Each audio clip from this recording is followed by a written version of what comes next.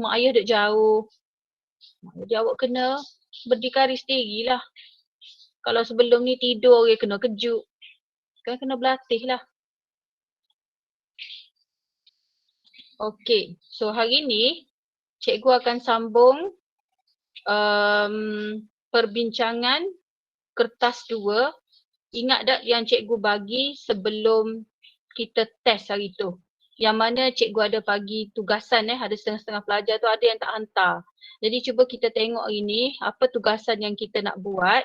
Hari ni cikgu nak bincangkan jawapan yang awak hantar tu lah. Okey, pelajar yang tidak diminta untuk hantar tu dia ada banyak lagi soalan. Mungkin nanti giliran dia akan soalan lain pula.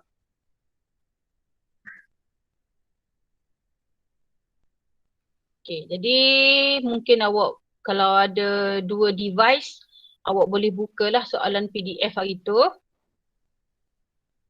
Okay, sekejap cikgu punya PowerPoint ni dia tengah musing ni. Sekejap Nampak dah cikgu. Oh, nampak dah. Okay. Okay, kalau awak ingat yang ni cikgu panggil revisi modul biology Friends Forever. Kenapa Friends Forever? Sebab awak ni nak berkawan dengan biology ni lama lagi. Sampai bulan 2 tahun hadapan dah. Okay, jadi latihan ni kita panggil modul biology Friends Forever siri 1 dah. Okay, jadi kita pergi kepada sebelum cikgu nak pergi kepada soalan, cikgu nak ingatkan balik. Cikgu kena ingatkan awak sentiasa benda ni supaya awak ni ingat semua dalam kepala. Okay, format SPM, kertas 1, baru ni awak buat 30 soalan kan, yang tu tak ikut format lagi. Okay, jadi untuk format SPM ni kertas 1 kita ada 40 soalan objektif. 40 soalan objektif. Setiap satu soalan tu ialah 1 markah. Jadi 40 soalan objektif, 40 markah. Masanya 1 jam 15 minit. Okay, jadi kalau insyaAllah kita akan menduduki peperiksaan trial pada awal bulan 11. Pada awal bulan 11. Okay, jadi soalan ni tak boleh nak cakap lah tingkatan 4 ada berapa soalan, tingkatan 5 ada berapa soalan, itu atas lembaga peperiksaan. Sama juga macam trial, itu atas kehendak panel. Ikut dia lah yang nak buat 1 sampai 20 tu tingkatan 4 ke, itu terpulang kepada dia. Dan pilihan jawapan awak tak semestinya A, B, C, D. Macam awak buat dulu, dia tak semestinya A, B, C, D, A, B, C, D. Soalan mungkin A, B, C atau A, B, C, D. Itu kertas 1. Dan biasanya kalau soalan SPM, kertas 1 ni adalah killer paper. Kertas 1 ni adalah killer paper. Kalau dulu soalan kertas 1 ni lah yang budak boleh score. Budak boleh score dengan buat banyak-banyak drilling kertas 1. Tapi sekarang kertas 1 tu adalah kertas killing paper. So caranya ialah kita kena buat lagi banyak drilling. Okay. Kemudian kertas 2 jam 30 minit adalah item subjektif. Maknanya soalan struktur lah. Okay, 100 markah. Banyak ni Kak 100 markah ni. Banyak sangat-sangat 100 markah. Lepas ni cikgu tunjuk dia punya apa markah yang membolehkan awak dapat A. Okay. Jadi item subjektif ni pula untuk kertas 2 dia ada 3 bahagian 3 bahagian. Bahagian A, bahagian B, bahagian C. Bahagian A ada 8 soalan. Wajib jawab. Okay, wajib jawab. Sikit-sikit je markah dia. 9, 7, 7, 8, 8, 9, 9. Sikit je markah dia. Okay. Kemudian bahagian B, kita ada 2 soalan. Soalan esei. Kita ada 2 soalan esei. Pilih satu. Pilih satu je. Tapi satu soalan tu 20 markah. 20 markah. Banyak tu. Cikgu kalau 10 markah, cikgu risau dah. Okay. Kemudian soalan C wajib jawab. Esei juga. Wajib jawab esei. Memang ada satu soalan je wajib jawab. Tetapi soalan bahagian C adalah soalan aras tinggi. Aras tinggi ni aras apa cikgu? Aras menganalisis, aras mencipta. Maknanya bila dia bagi soalan tu awak kena cipta idea-idea. Dah. Okey, so jumlah dia 100 markah. Dan perlu diingatkan awak akan menduduki kertas 3 ujian amali 40 minit setiap item. Yang mana setiap satu-satu subjek tu 15 markah. Jadi awak masuk makmal nanti waktu peperiksaan amali ni, awak akan masuk-masuk, awak nampak ada 3 kertas. Awak akan nampak ada 3 buku kertas atas meja. Ada bio, fizik, kimia. Dan ketiga-tiga kertas tu, cikgu ada bagi tahu kan soalan amali ni, dia ada 3 jenis. Jenis A, jenis B, jenis C. Jenis A tak apa, dia bagi prosedur. Contoh kalau katakan masuk-masuk tu awak tengok, oh kimia jenis A, tak apa awak boleh buat sebab ada prosedur. Okay, kemudian awak pun buka pula buku fizik. Oh soalan fizik ni jenis B, tak apa ada prosedur lagi, awak boleh buat. Awak buka soalan bio, rupa-rupanya soalan bio ni jenis C. Jenis C dia tak bagi prosedur, dia bagi soalan je. Bagi soalan, anda dikehendaki menyediakan apa-apa. Awak pun sebab tak pernah buat amali, maka cabaranlah untuk awak sebab tak ada prosedur. Memang tak ada prosedur. Awak yang kena tulis prosedur tu.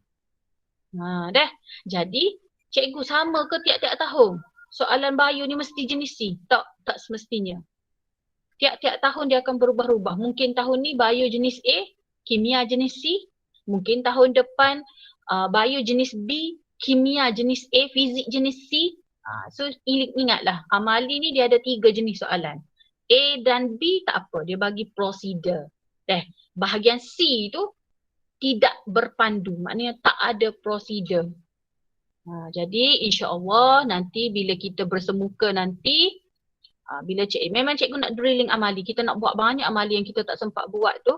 Jadi cikgu minta bila dah buka tu kena buat. Contoh macam kuadrat, kena buat lah. Sebab nanti kalau masuk tajuk kuadrat tu, awak nak kena kira, duk tengok orang kiri kanan.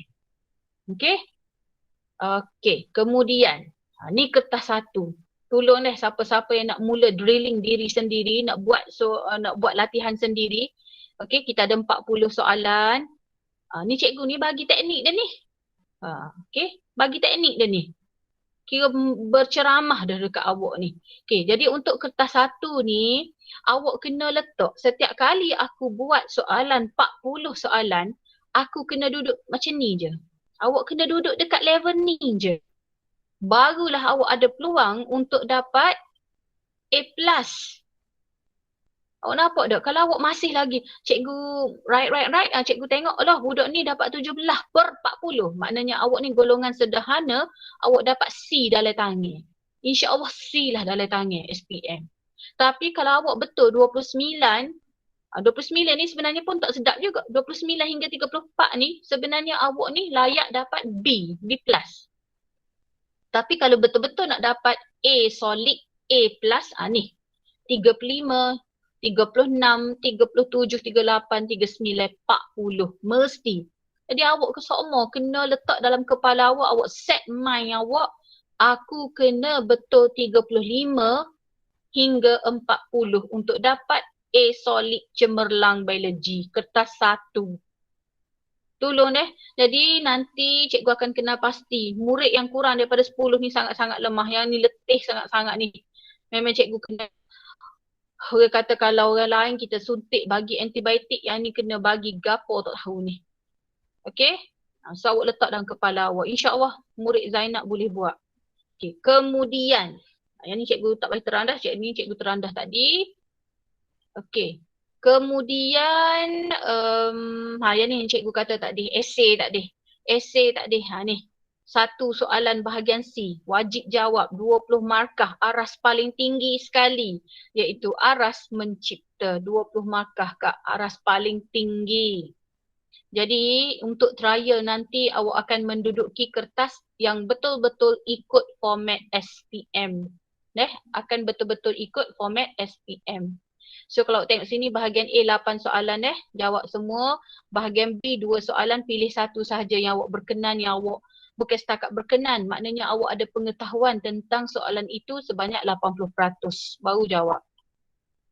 Okey, kemudian kalau betul-betul nak A juga biologi, kertas 2 ni, ni kena duduk sini juga. Kita nak 100 markah tadi kan? Kena duduk level ni. 81 hingga 100. Okey, barulah awak dah layak dapat A.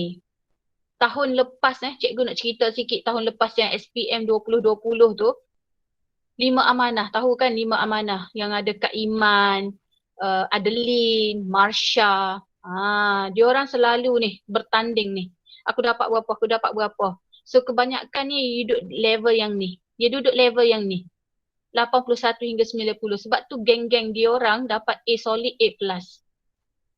Sebab memang dia bertanding sama-sama. Kamu dapat berapa? Cikgu berapa kamu? So kena duduk level ni. 80 ke 100. Kalau duduk level ni, B lah. B+. Okay, kalau yang ni memang lemah sangat-sangat ni. Lemah ni, cikgu kena perubah. Okay, jadi awak take note, catat sikit. Aku kalau buat kertas 2 mesti orang kata target untuk dapat 80 ke atas baru sedap duduk. Cikgu masih ingat lagi nama siapa dah yang dapat A+ tu, Shazlin. Shazlin dia akan tanya semua, "Apa cikgu saya tak dapat gini? Apa saya tak dapat macam ni? Apa saya tak dapat macam ni?" Sebab dia macam mana dia aim nak dapat A+. Tapi dia cikgu ajar untuk tidak, cikgu ajar supaya dia tak cepat puas hati. So cikgu tak pernah beri dia 90 ke atas. Cikgu tak pernah beri 90 ke atas. Ayatnya payuh, nak ajar dia biar payuh dapat kertas 2 ni. So that's why lah dia dapat A+ dalam SPM. Okay dah? Dan macam mana nak suruh dapat A+ biology ataupun A solid, awak kena konsisten lah. Dah. Kalau pelajar yang sentiasa dapat A solid, A tolak, budak ni ada peluang untuk dapat A dalam PSO, SPM. Tapi kalau pelajar yang jenis kadang-kadang A, kadang-kadang turun B+, A, C, budak ni tak ada harapan kalau tak berubah. Cikgu senang je kalau cikgu nak target pelajar. Oh, budak ni konsisten ni daripada form 4 lagi macam ni. InsyaAllah tu dapat A lah dalam SPM. Okay?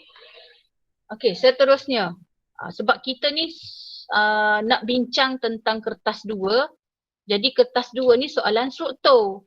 Okay, jadi bila soalan struktur, ni ada cara dia kita nak kenal soalan deh. Ada cara kita nak kenal soalan. Okay, so awak tolong ingat deh. Formula dia 1. Formula dia 1. Nak dapat soalan bio ni bukan setakat baca nota, duk baluh dengan nota, tak faham ayat ni gapo. Tak. Dia selain pada kita baca nota, kita kena belajar buat latihan. So bila belajar buat latihan, kena tahu format.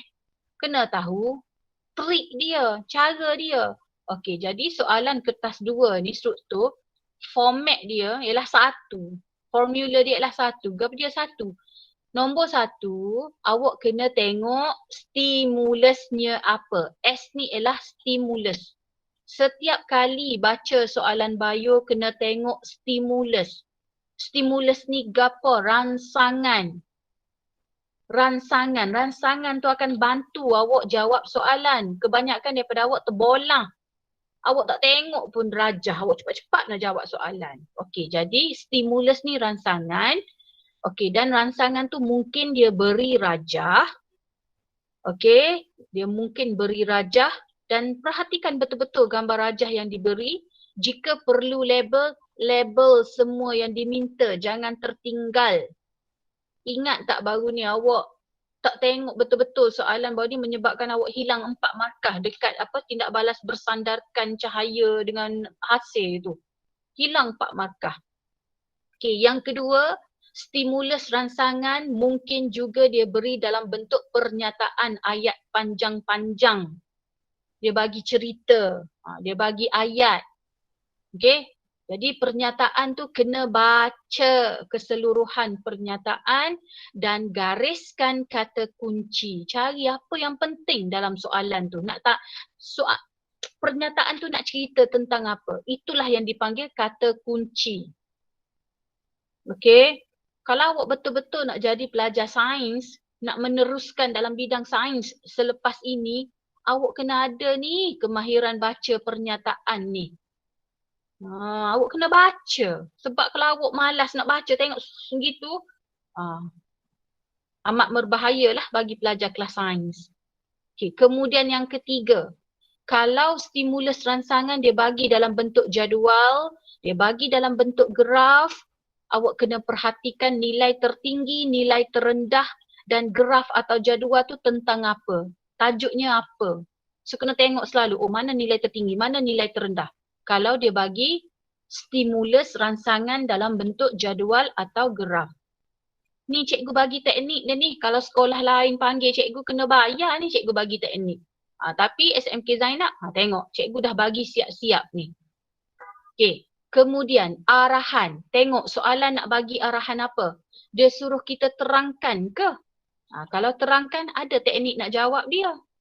Dia tak boleh sama dengan nyatakan. Kalau terang kena terang. Kalau nyata, awak hanya nyata sahaja. Okay, contoh. Okay, nyatakan kenapa Nasuha datang lewat hari ini. Okay, katakan contoh cikgu tangkap Nasuha, cikgu tanya, nyatakan kenapa awak datang lewat? Saya bangun tidur lambat. Okay, tu nyatakan. Kalau cikgu kata, terangkan kenapa awak datang lambat ke sekolah? Kena teranglah. Semalam saya tidur lambat sebab kerja admit banyak. Saya kena buat gini. Saya tak sedar. Banyak. Okay. Kemudian kalau lukis dia mesti selalu dengan label. Okay, lukis bersama-sama dengan label. Jangan lukis saja.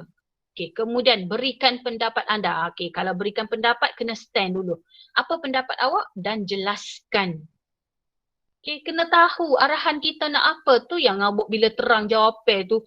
Cikgu kata, budak ni terang gapo lah ni. Okay, kemudian berikan justifikasi. Bila ada perkataan justifikasi, kena ada baik dan buruk. Okay, bila berikan justifikasi maknanya kena beri kesan baik, kesan buruk. Kebanyakan pelajar beri kesan baik je. Hilang markah. Okay, kemudian kalau soalan nak bandingkan. Bandingkan ni maksud dia bandingkan ni maksud dia kena beri beza dan persamaan. Okay, kalau bandingkan kena beri persamaan dan perbezaan. Ingat ni hak pelajar sokmo-sokmo tertinggal ni. Hilang markah banyak ni. Okay, beri persamaan dan perbezaan. Tapi kalau beza saja, awak beri beza je lah. Okay, jelas ni? Okay, kemudian kita nak terangkan apa? Apa tu ialah tugasan kita. Okay, itulah tugasan kita. Jadi tugasan apa yang perlu dilakukan mesti mengikut kehendak soalan dan bila nak jawab juga soalan tu kena tengok upah. Awak jawab, nak bagi upah berapa? Upah tu ialah markah. Okay. Dan jangan letak dalam kepala 3 markah. Maknanya 3 isi lah ni cikgu. Tak. Awak jangan letak macam tu. Walaupun awak pergi tuition ke, awak dengar orang kata apa, masuk kelas berbayar ke, dia kata okey 3 markah 3 isi. Dengar cikgu kata. Dengar cikgu pesan. 3 markah awak kena lebih satu lagi. 3 markah maksudnya 3 atau 4 isi. Dalam bio dia tak ada istilah potong. Dia tak baca ke tak apa. Dia akan baca. Awak tulis lah, awak tengok 3 markah, awak tulis 4 atau 5 isi. Pemeriksa akan baca dan cari markah untuk awak. Okay, jelas deh. Jadi untuk menjawab soalan biologi, bila awak dapat soalan tu, ingat tengok SATU. Stimulusnya apa, arahannya apa, tugasan apa dan berapa upah markah. Okay deh. Okay. Kemudian, bila nak terangkan soalan, bila nak mari soalan terangkan, jelaskan, tak pandai nak jawab. Cikgu kata cakap pasal ke awak, bila cikgu cek cara awak jawab soalan, cikgu sedih lah. Apa sedih? Masa Kilau Gemerlapan, cikgu ajar dah cara. Tapi tak tahulah, mungkin budak Zainab ni dia kena tunggu penceramah cantik ko baru nak dengar. Hak cikgu sendiri ni dia tak nak dengar. So dengar molek. Ikut formula akak. Apa dia akak? Cikgu tukar akak muni nak ajar ni. So dengar. Bila awak dapat soalan jenis nak kena terangkan, apa? A itu apa? Apa fakta, apa nama, apa proses, apa label ini, apa berlaku, apa jadi. Awak tanya, oh apa fakta? Awak akan tulislah. Dia akan bantu awak untuk jawab soalan. Okay. Kemudian K. K itu kenapa? Okay, kenapa ni? Awak tengok soalan tu nak gapo. Jadi bila kenapa, awak tengok kalau soalan tu nak fungsi, awak beri, oh kerana fungsinya gini, gini, gini, gini. Okay, mungkin juga dia nak proses. So, kerana prosesnya bermula dengan proses dua, proses tiga. Ataupun dia nak kepentingan ataupun dia nak ciri. So ingat untuk kenapa ni, awak tengok atas soalan. Mungkin dia nak fungsi, mungkin dia nak proses, mungkin dia nak kepentingan, mungkin dia nak ciri. Okay, tengok atas soalan tu nak apa. Dan sokmo-sokmo kesan akibat. Ada pelajar yang kelas hujung tahun-tahun sebelum ni cikgu ajar macam ni. Cikgu kata, sial ke awak ke? Awak tak ingat nak tulis proses ke apa? Dengar cikgu kata. Awak ambil ni apa? Dengan kesan akibat. InsyaAllah dah kutip 2 markah dah. Awak memang dah dapat 2 markah dah dalam tangan. Apa kesan akibat? Apa kesan akibat? Biasanya pelajar sebelum kaki dia melangkah masuk ADW, cikgu siap sel lagi. Cikgu kata, gini kalau mari bela sangat-sangat, apa dengan kesan akibat? InsyaAllah kutip 2 markah. Boleh A pun tolong. Okay? Okay. So ini ialah pelajar yang telah cikgu minta jawapan. Kalau ingat cikgu ada bagi nama kan, cikgu masa buat latihan hari tu cikgu ada minta pelajar-pelajar ni send jawapan. Jadi yang cikgu merahkan tu cikgu tak pastilah sebab cikgu dah check tadi, cikgu tak jumpa jawapan-jawapan pelajar ni. Okay, jadi cikgu dapati nombor soalan 1, cikgu hanya dapati Nur Ain Syuhada yang hantar. So cikgu guna sampel soalan jawapan Ain Syuhada. Okay, terima kasihlah sebab hantar. Okay, soalan 2, cikgu cek dua-dua hantar. Kalau tak silap cikgu lah ada dua-dua deh. Fatihah Amisa dan Siti Nur Syamimi. Baguslah bila cikgu minta tu dia buat. Walaupun dia kata ada pelajar yang hantar mesej, cikgu saya tak pasti jawapan saya betul ke salah. Tak ada. Cikgu ni tak kisah. Betul salah tu lain. Kita belajar daripada kesilapan kita. Hantar tu bagus dah. Okey, kemudian soalan 3, Hannah je yang hantar, Siti Munirah tak hantar ni.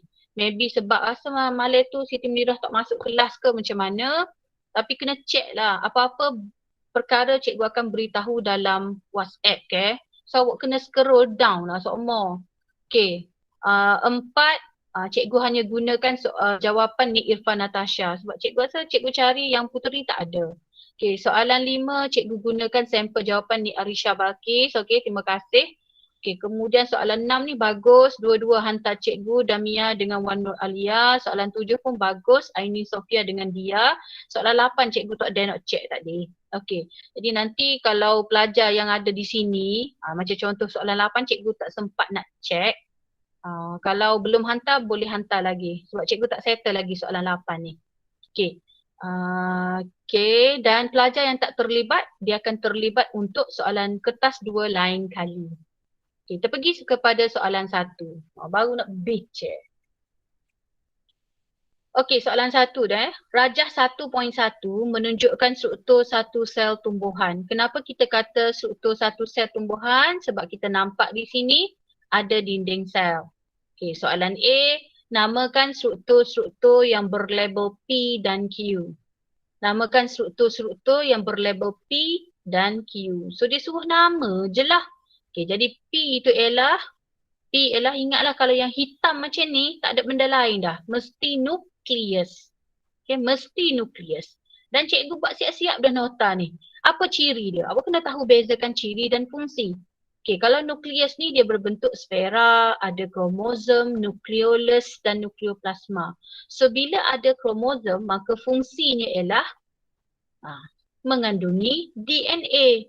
Bila dia ada kromosom, ia mengandungi DNA. Dan fungsinya ialah mengawal segala aktiviti sel. Maknanya kalau tak ada nukleus, habislah kucar, habis terganggu aktiviti sel. Okay? Okay, kemudian Q.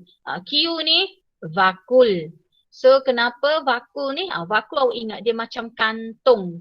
Kantung di dalamnya ada subsel. Di dalamnya ada subsel. Okey, dikelilingi oleh membran tonoplas. Ni orang panggil membran tonoplas ni. Dia kan membran ni. So nama dia membran tonoplas. Dia ada subsel dalam ni. Ni semua ni subsel. Dalam subsel tu ada apa? Ada air, ada asid organik, ada gula. Lawan untuk gula, garam. Ingat macam tu, air. Gula, lawan gula, garam mineral. Okay, asid amino, enzim, oksigen, karbon dioksida. Fungsinya, air meresap masuk ke dalam vakuum. Bila sebut air, mesti secara osmosis. Okay. Okay, dan kemudian R ni ialah mesti dah kloroplas. So kloroplas ni ada klorofil yang menyerap cahaya matahari dan tukar kepada tenaga kimia semasa fotosintesis. Yang ni cikgu tak guna jawapan pelajar deh. Okey, kemudian kita pergi jawapan, okey, yang ni pun cikgu tak guna jawapan pelajar. Cikgu akan guna sampel jawapan awak untuk soalan terangkan. Okey, A2. Susunkan kepadatan struktur R. So R tadi ialah kloroplas kan? Cikgu back balik. Kita tak label sini kan? So R tu ialah kloroplas. Okey. Susunkan kepadatan kloroplas. Cikgu tukar. Cikgu biasa ajar pelajar, cikgu tak suka huruf. So awak tukar selalu. Susunkan kepadatan kloroplas di dalam sel-sel berikut mengikut turutan menaik. Macam molek, mengikut turutan menaik. So kalau turutan menaik ni macam kita naik tangga lah kak. Daripada tingkat 1 naik tingkat 2, naik tingkat 3. Maknanya daripada sikit ke banyak. Maknanya daripada sedikit kloroplas ke banyak kloroplas. Jadi kloroplas ni dia tak ada dekat sel epidermis atas, dia tak ada, memang kosong. Kemudian dia pergi dekat sel mesofil palisad. Sederhana. Kemudian barulah dia pergi ke sel mesofil palisad pada. Sel mesofil berspan kurang ke? Dia kurang ni. Nampak? Sebab apa dia kurang? Sebab dia ada banyak ruang udara ni. Kita baca sikit sel mesofil berspan ni. Sel mesofil berspan berbentuk tidak sekata yang dapat menambah luas permukaan dalam bagi pertukaran gas. Sel ini tersusun longgar dan mempunyai banyak ruang udara di antara sel. Sebab nampak ke? Banyak ruang udara. Jadi kandungan kloroplasnya adalah kurang berbanding dengan mesofil palisad. Jadi dia ni nombor 2. Okey. Kemudian yang paling banyak ialah sel mesofil palisad. Okay, kalau tengok sel mesofil palisad ni rapat-rapat, padat-padat. Okey, rapat lagi, padat lagi. So bila dia rapat, padat, dia merupakan tapak fotosintesis dan mempunyai paling banyak kloroplas. Okey, kalau tak faham tanya selalu, jangan senyap. Cikgu takut cikgu ni shock sore. Okey. Cikgu pun tak ingat dah cikgu ambil jawapan siapa, tetapi cikgu ambil jawapan yang pelajar tadi lah. Okey, cikgu lupa yang mana sore dah. Okey, rajah 1.2 menunjukkan keratan memanjang akar. Okey, sekejap keratan memanjang akar. Tahu mana akar ni? Ada nampak rambut akar ni. Lagipun dia menuju ke bawah. So akar lah. Menunjukkan satu peringkat daripada proses pembahagian sel yang berlaku di akar tersebut. Namakan zon M. So kenapa tak di jidal akar ni ada sel meristem. Bila sebut meristem apek, sebut je meristem apek hujung pucuk hujung akar, maknanya dia duduk dekat zon pembahagian. Okay, jadi namakan zon M. Ingat tak zon M ni adalah zon pembahagian sel. Barulah masuk zon pemanjangan. Pemanjangan ni tambah. Dan barulah masuk DYDX. DYDX ni zon pembezaan. So M ialah zon pembahagian sel. Okay, so pelajar ni betul lah. Boleh eh? Okay, seterusnya. Sekejap cikgu cuba tekan. Okay. So kita tengok jawapan pelajar dulu. Nanti keluar jawapan cikgu. Okay, soalan nak terangkan kepentingan. Nampak tak? Terangkan kepentingan sifat sel-sel. Dia nak terangkan kepentingan sifat sel-sel dalam zon M. So kita baca dulu jawapan pelajar ni. Dia ikut tak cikgu kata? Okay, dia kata sel meristem membahagi secara mitosis. Jadi bila dia membahagi secara mitosis juga, membahagi, berlakulah pertambahan bilangan sel. Menyebabkan peningkatan kepanjangan batang tumbuhan, sel baharu yang terbentuk akan ditolak ke zon pemanjangan sel. Maknanya sel meristem di sini akan membahagi secara mitosis. So bila membahagi, berlakulah pemanjangan bilangan sel, berlakulah pertambahan banyak bilangan sel. So bila banyak-banyak dia akan masuk dalam zon pemanjangan. Okey, itu jawapan kawan awak. Okey, cuba tengok jawapan cikgu. Sel apa? Sama-sama sel apa? Apa sel? Sel apa ada di situ? Dan buat gapo? So kita kata sel meristem. Okey, sel hak duduk situ adalah sel meristem dan membahagi secara mitosis. So betul lah kawan awak tadi. Sebab dia tanya sel apa? Buat gapo situ? Itu adalah sel meristem membahagi secara mitosis. Okey. Kenapa? Kenapa dia nak kena membahagi? Kenapa dia nak membahagi secara mitosis? Untuk menambahkan bilangan sel yang baru. So betul lah pelajar kawan awak jawab tadi. Sebab dia kata bila membahagi, berlaku pertambahan bilangan sel. Betul lah. Okay, sebab bila dia membahagi, dia sudah menambah bilangan sel baru. Jadi bila dah banyak sel baru ni, kesan akibatnya menyebabkan sel-sel banyak tadi akan ditolak masuk ke zon pemanjangan sel. Jadi pelajar tadi, sampel pelajar tadi betul. So dia layak dapat 3 markah. Baguslah. Okey. Boleh Ada nak tanya? Ali Abad, ada nak tanya tak? Tak ada cikgu. Tak nak panggil nama apa lagi? Atilah, faham ke? Atilah, boleh ikut ke tak?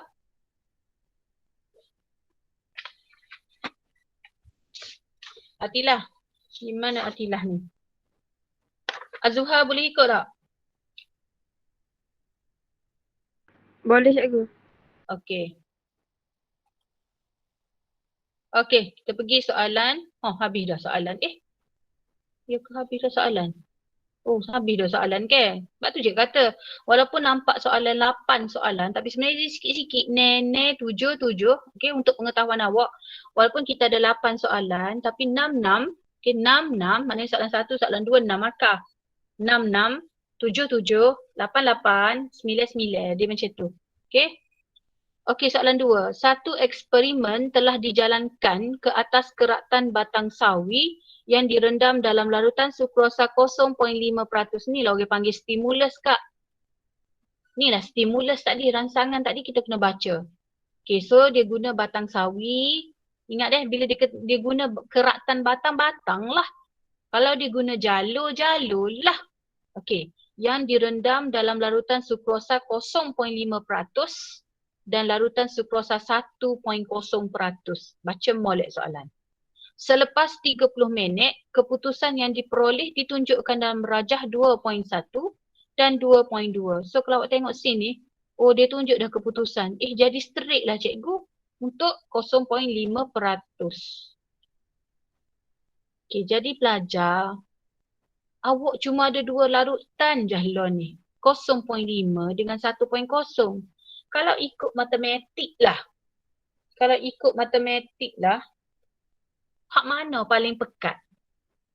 Nik Nur Ainzurin. Nik Ainzurin dia kena taib kan? Okey, so kita tanya Salsabila. Mana paling pekat? 0.5 ke 1.0?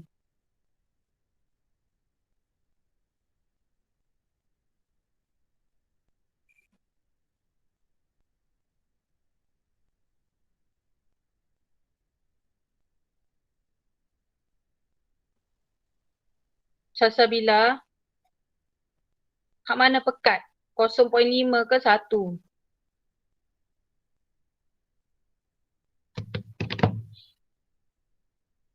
Mana pelajar-pelajar ni? Aina Syafiqah, 0.5 ke 1.0? Hak mana paling pekat? 1. Awak tengok nombor je, Kak. Tengok nombor matematik. Jadi paling pekat ialah 0.5 ke 1.0? 1.0 lah hypertonik. Okey, jadi bila pelajar ni tengoklah lukiskan pemerhatian eksperimen dalam ruang yang disediakan. Cikgu kata dah tadi kan, bila lukis walaupun awak tengok satu markas sini awak pun lukislah. Cikgu kata dah tadi lukis dan label. Okey, lukis dan label. Awak kena label apa kak? Dia bila sini ada epidermis, kita kena label epidermis jugalah. Epidermis ni kulit. Dan cikgu ada beritahu hari tu, air akan masuk, dia akan mempengaruhi isi tu, bukan epidermis.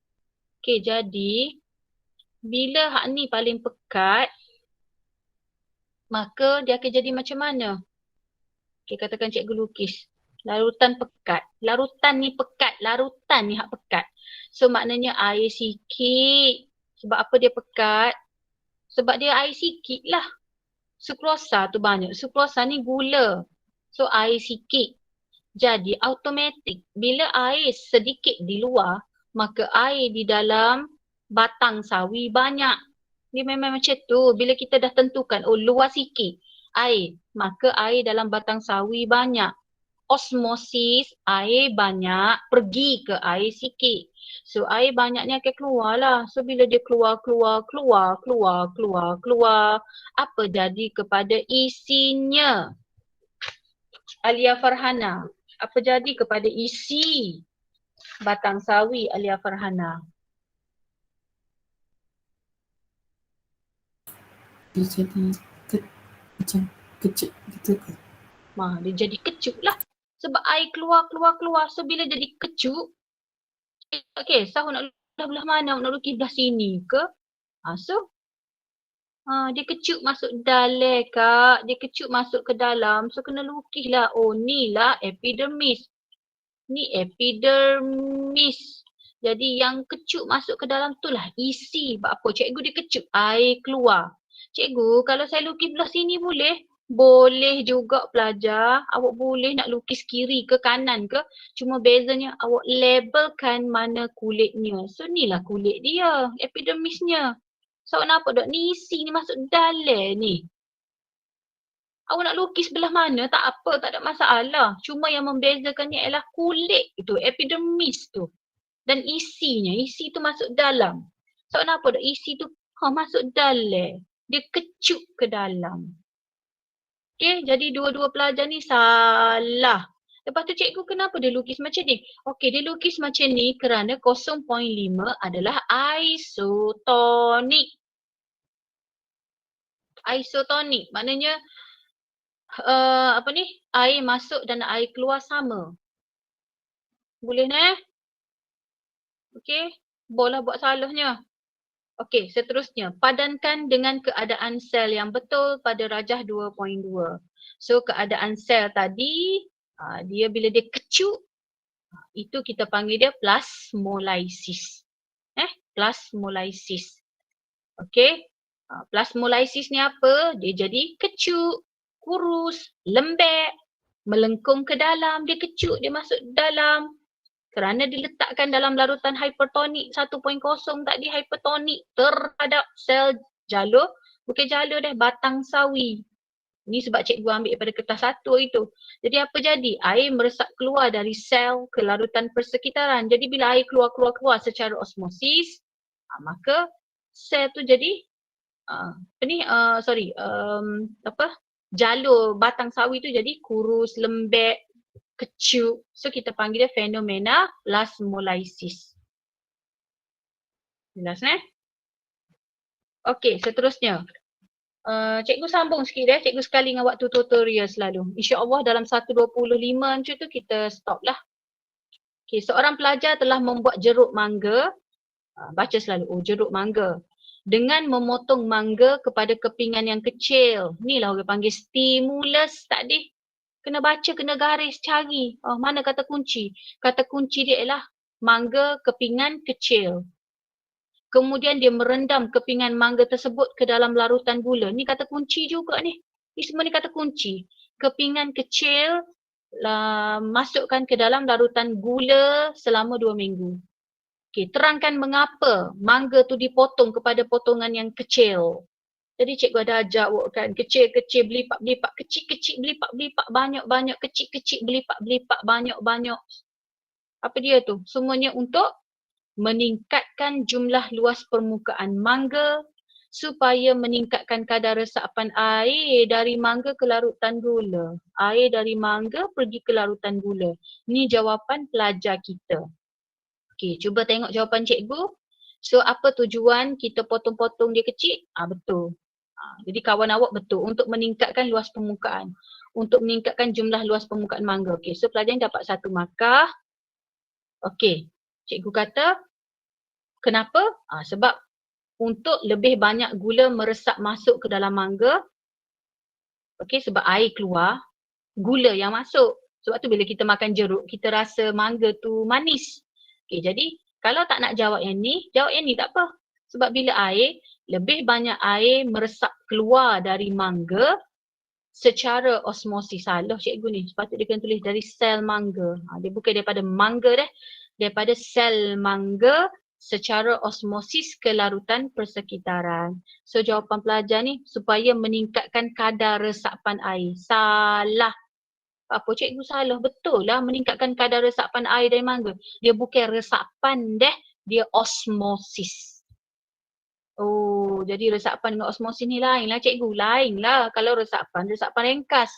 Jadi kalau air dia mesti osmosis. Sayanglah pelajar ni salah sikit je. Okay. Jadi lebih banyak air meresap keluar dari sel mangga secara osmosis ke larutan persekitaran. Kalau ada air je, mesti osmosis. Okay, jadi pelajar ni dapat 1 markah sahaja. Okay. Terangkan lagi, kenapa kepingan mangga tu jadi tahan lama? Okay, dia kait dengan soalan tadi. Kenapa kepingan mangga tu jadi tahan lama? So, kita baca jawapan pelajar awak. Apabila sel makanan kehilangan air secara osmosis, sebab awak kata tadi air keluar kan? Jadi, sel makanan pula dah. Tiba-tiba sel makanan. Okay. Kehilangan air secara osmosis, kekurangan air di dalam sel makanan pula dah. Menghalang pertumbuhan bakteria dan kulat. Seterusnya menghalang makanan menjadi rosak.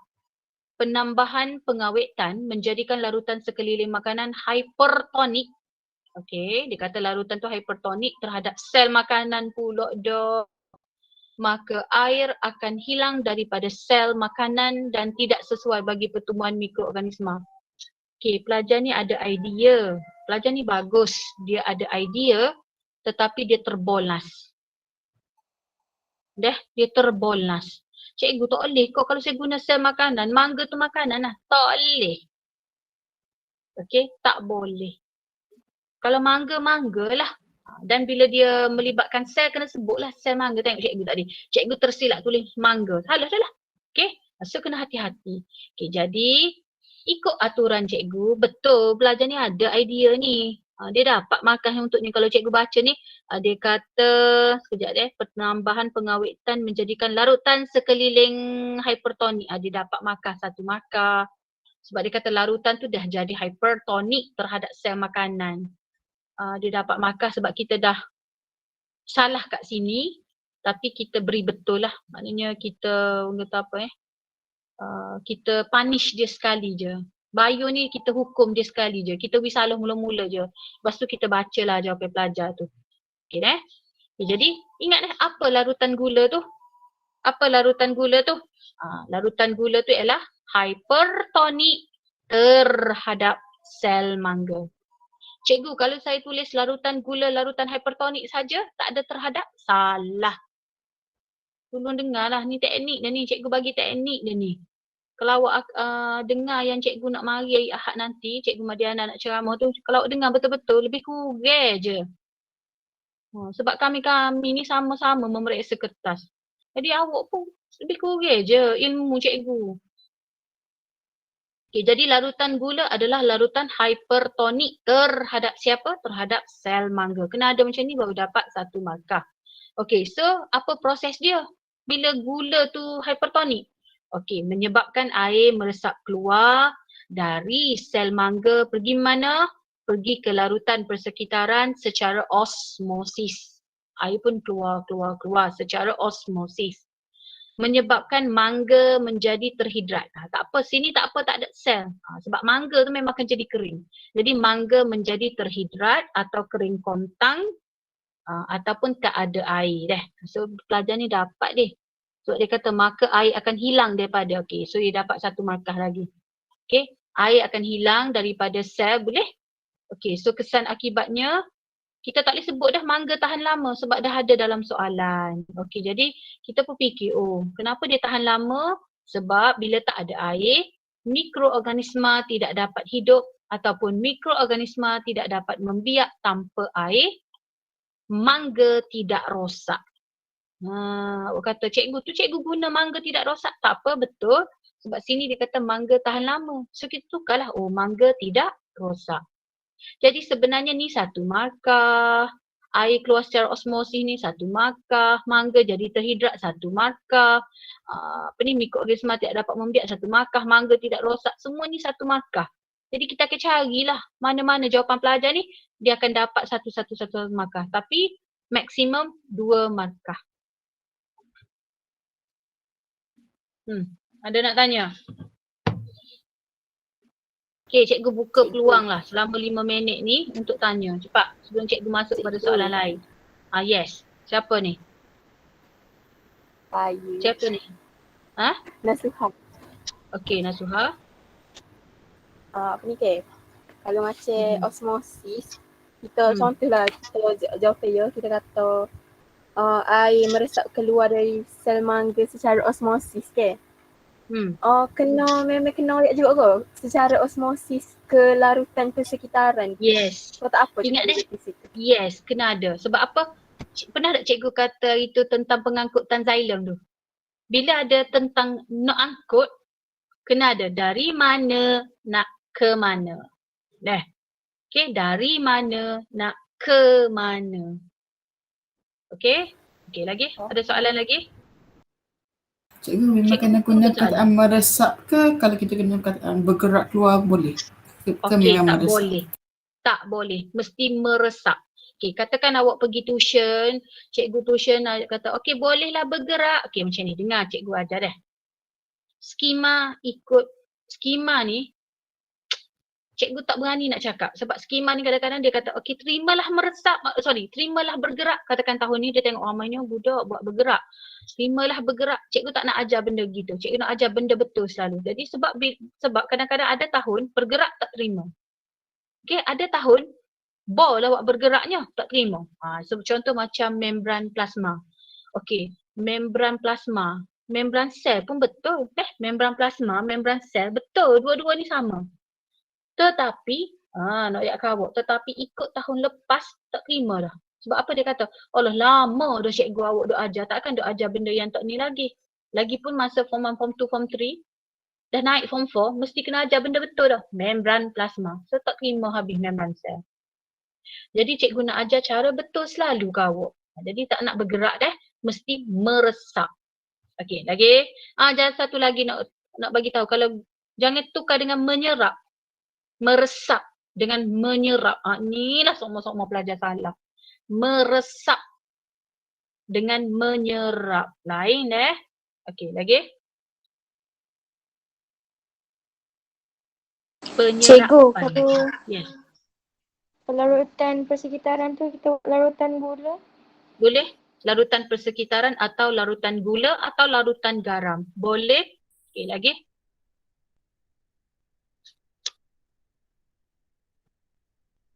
Okay, so tajuk osmosis ni tajuk famous juga ni, tajuk orang kata kegemaran lah.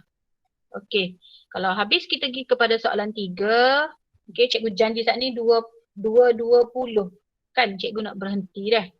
Okey, cikgu dah ambil masa tutorial ni sebab kita bincangkan soalan. Okey, rajah 3.1 menunjukkan kitar sel suatu organisma. Okey, pada rajah 3.1 labelkan X dengan Y. Untuk label-label ni cikgu tak guna jawapan pelajar sebab benda simple je. Okey, labelkan X dengan Y. So labelkan X dengan Y. X ialah fasa S atau S sintesis. cikgu tak galakkan awak tulis S, G1. Cikgu nak awak tulis huruf penuh.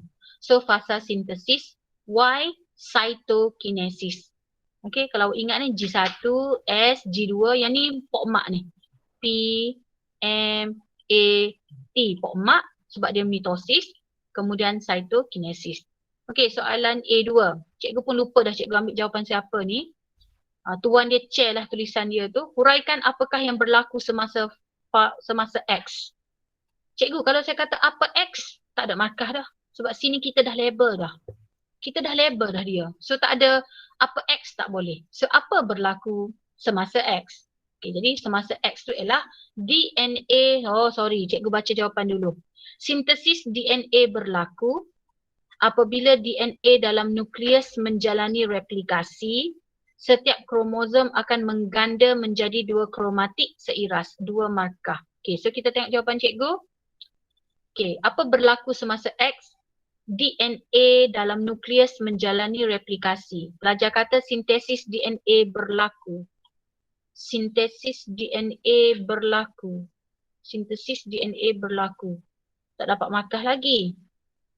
DNA dalam nukleus menjalani replikasi. Okey, dapat dah 1 markah budak ni. Dapat dah 1 markah sebab sama je ni. DNA dalam nukleus menjalani replikasi. Sama. Okey, kemudian bila dia menjalani replikasi, replika ni maksudnya awak buat seekor lagi. So sama lah kalau cikgu kata, cikgu nak buat replika Hannah. Maknanya ada seorang lagi lah Hannah. Replika ni maksudnya ada seorang lagi. Okay, jadi maknanya setiap kromosom mengganda menjadi 2. Ada dah 1 kromosom. Kromosom tu mengganda, maknanya dia buat replika, seekor lagi. So dia mengganda menjadi 2 kromatik seiras yang kita panggil kromatik kembar. Jadi kesan akibat dia bila dia kembar, kedua-dua kromatik mengandungi salinan molekul DNA yang sama. Bila dia kembar, mesti dia ada DNA yang sama. Okay, jadi pelajar ni, dia kata setiap kromosom mengganda menjadi 2 kromatik seiras. Okey, so dia dapat markah untuk proses. Tapi dia tak ada kesan akibat. Tapi pelajar ni dapat 2 markah. Tapi cikgu sentiasa ajar pelajar jawab seumur lebih. Kenapa jawab lebih? Kita mana tahu mungkin proses kita salah tapi kesan akibat kita betul. So kita dah dapat 2 markah. Okey?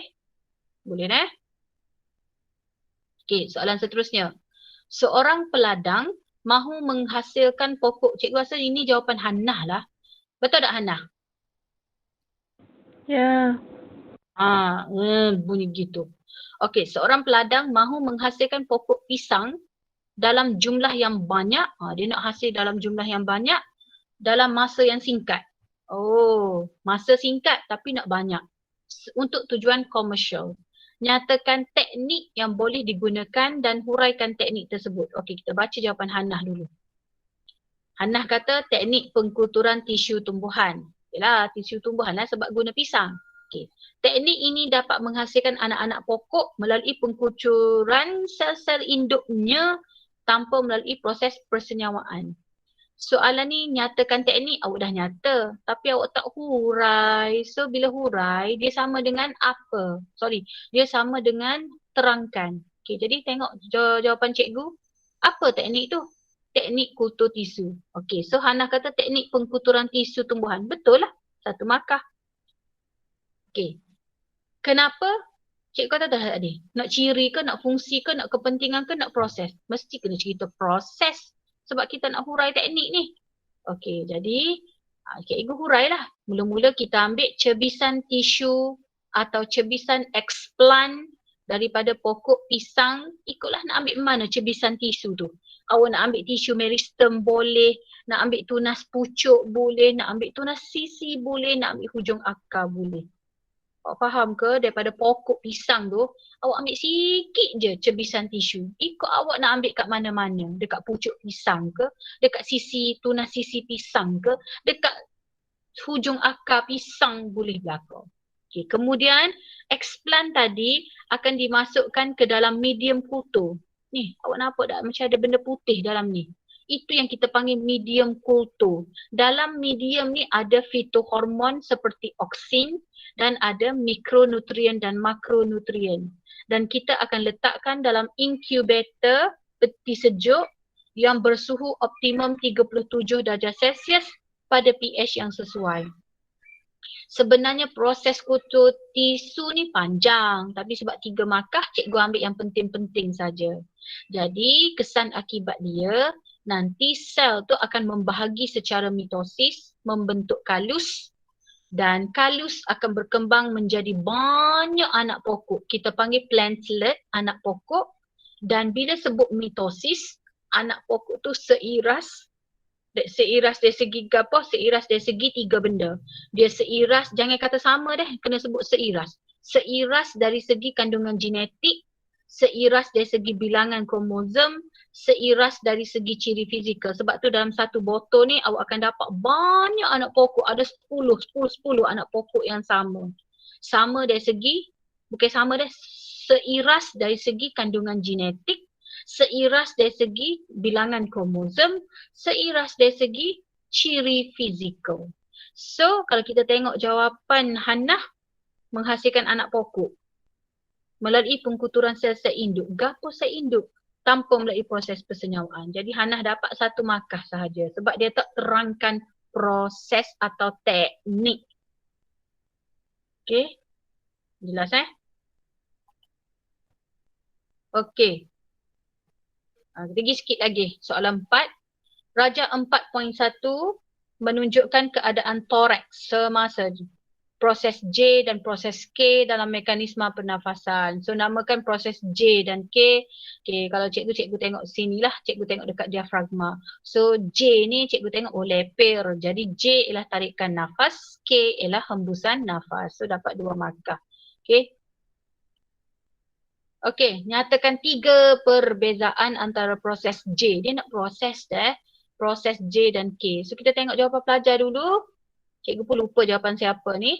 Okey, dia bagi otot interkostal luar mengecut, otot interkostal luar mengendur, diafragma mengecut dan mendata. Yang ni diafragma mengendur dan melengkung ke atas. Yang ni sangkar rusuk bergerak ke atas dan keluar. Yang ni sangkar rusuk bergerak ke bawah dan ke dalam. Okey, so kalau ingat kalau dia bagi siap-siap kotak ke awak, 3 ni, dia bagi macam ni, jadual macam ni, awak memang kena buat 3 je. Awak jangan gatal-gatal pergi tambah. Oh, buat sekotak lagi. Aku ada banyak maklumat ni, aku nak tulis belakang. Tak boleh. Kenapa cikgu kata gitu? Cikgu takut macam ni. Mula-mula baca, oh budak ni betul, 1 markah. Oh budak ni betul ni, 1 markah. Tiba-tiba poin yang ketiga, salah yang ni. Tapi pemeriksa kena baca belakang. Dia pun baca poin keempat. Oh betul. Tapi yang ni tak boleh bagi markah. Kenapa cikgu tak bagi markah yang bawah tu? Sebab orang bagi 3 kotak, awak kena buat sekat 3 kotak sahaja. Walaupun awak jawab yang keempat ni, sebab awak dah langgar peraturan, awak cuma dapat 2 markah sahaja. Okey? Faham deh? Ataupun macam ni. Atas salah. Betul? Betul, dia gelenyang kita tambah lagi. Betul budak ni buat, tapi yang ni kita tak kira markah. So budak ni cuma dapat 2 markah je. Okey? Tapi skema cikgu buat banyak. Cikgu buat skema banyak sebab cikgu nak cari jawapan pelajar ni. Jadi dalam skema cikgu ni, cikgu akan tengok, oh mana-mana kita akan terima setiap sosok-sosok tu. Okey, so cuba kita tengok jawapan pelajar. Sepatutnya dia kena tulis macam ni. Okay, kalau awak nak bandingkan otot interkostal, awak kena tulis 2-2. Sebab otot ni, bila dia mengecut, dia kena ada mengendur. So lagi. Ingat ke cikgu ada ajar? Cikgu tak tahulah kalau yang ni tajuk tingkatan 4. Maybe cikgu awak sebelum ni tak bagi tahu. Tapi awak kena ingat, kalau sebut otot, ada perkataan otot, awak kena sebut satu lagi. Sebab dia ni, otot mengecut mengendur secara beritma. Otot ni dia mengecut secara beritma. Beritma ni maksud dia kalau satu mengecut, satu lagi akan mengendur. So awak tengok ni, kalau cikgu tulis otot interkostal luar mengecut, manakala otot interkostal dalam mengendur. So yang belah sini, otot interkostal luar mengendur, manakala otot interkostal dalam mengecut. So pelajar yang ni salah. Sebab apa? Sebab dia tak ada interkostal dalam. Yang ni tak ada interkostal dalam juga. Deh. Okey, salah. Okey, kemudian dia kata diafragma mengecut dan mendata. Betul lah, dapat. Walaupun tak ada lepeh cikgu, tak apa. Mendata tu betul dah. Diafragma mengendur dan melengkung ke atas. Mengendur, melengkung ke atas. Betul. Pelajar ni dapat 1 markah. Walaupun tak ada bentuk kubah, tak apa. Dia melengkung tu maknanya bentuk kubah lah. Okey, sangkar rusuk bergerak ke atas dan keluar. Okey, betul. Walaupun benda tu ke depan cikgu, tak apa. Maksudnya keluarlah tu. Okey. So pelajar ni dapat 2/3. Boleh. Jadi mana-mana cikgu terima 1-1-1. Jelas Okey. Dan akhir sekali cikgu rasa Adil. Kita akan stop dekat soalan ni lah. Okey. Seorang atlet mengalami kekejangan otot semasa larian pecut 100 meter. Sawak kena garis. Kejang otot 100 meter lari pecut. Inilah kata kunci. Terangkan bagaimana aktiviti tersebut menyebabkan kekejangan otot. Okey, kita baca jawapan pelajar ni. Dia kata otot bekerja lebih keras menyebabkan kurang pengaliran oksigen pada otot. Apabila kekejangan otot berlaku, saraf tunjang akan merangsang otot untuk mengecut secara berterusan. 2 markah. Okey, kita tengok jawapan cikgu. Apa berlaku semasa lari pecut? Lari pecut ni gapo? Lari pecut ni adalah kita buat aktiviti cergas sebab kita berlari. Okay, so bila kita berlari, mesti melibatkan pergerakan. Pergerakan tu apa? Sel otot. Jadi sel otot atlet mengecut, mengendur dengan kerak. Apa cikgu mengecut, mengendur? Kena sebut ke mengendur? Yes, cikgu kata dah tadi. Otot mesti sebut dua-dua. Mengecut, mengendur. Barulah berlaku pergerakan. Dan sebab dia lari pecut, beraktiviti cergas, jadi otot mengecut, mengendur dengan kerap. Baru dapat 1 markah. Okay, jadi bila dia mengecut, mengendur lebih kerap tu, proseslah kena cerita tentang kenapa proses. Menyebabkan kadar penggunaan oksigen melebihi kadar yang dibekalkan oleh sistem peredaran darah.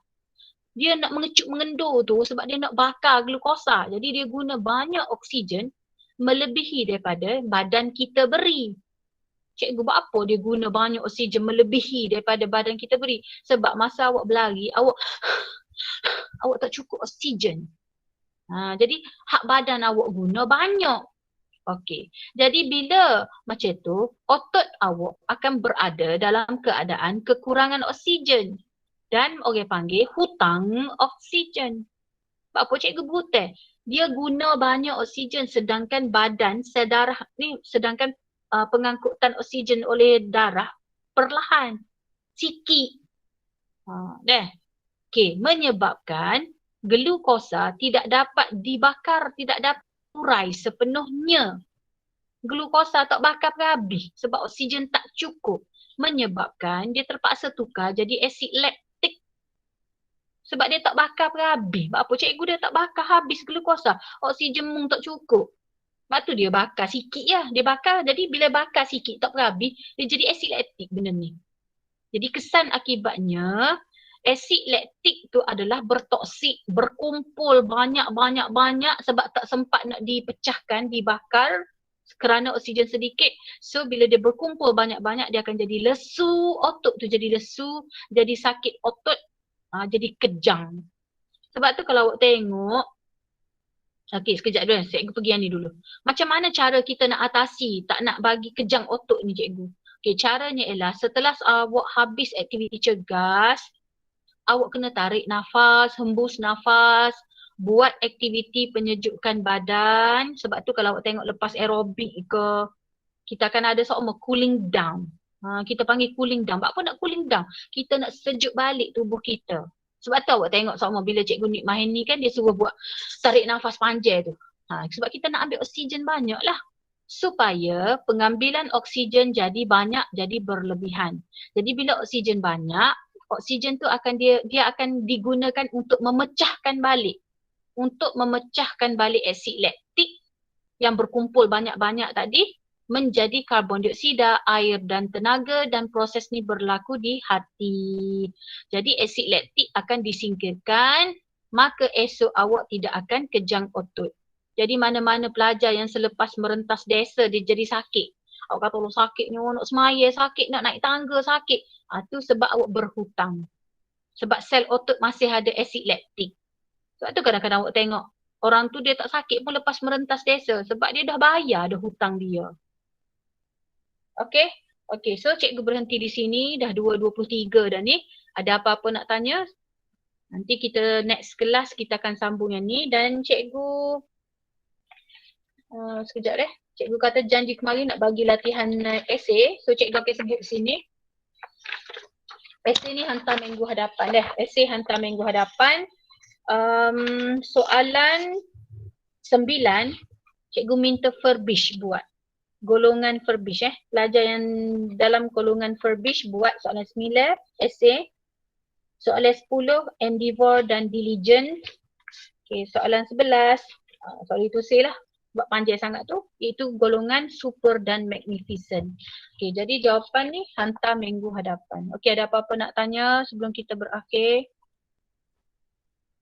Awak pun nak makan tengah hari, cikgu pun nak semaya. Ada apa nak tanya? Tak ada cikgu. Tak ada dah. Okay, lama dah ni cikgu mengajar ni. Okay, so kita jumpa minggu hadapan tapi malam Ahad tu ada ceramah kan? Okay, so kita jumpa hari Selasa. Okay, Assalamualaikum. Waalaikumsalam. Terima kasih cikgu. Salam Terima Cikgu. Terima kasih cikgu. Cikgu, Fai masuk. Siapa? Faihana masuk. Farhana masuk. Okay. Terima kasih cikgu.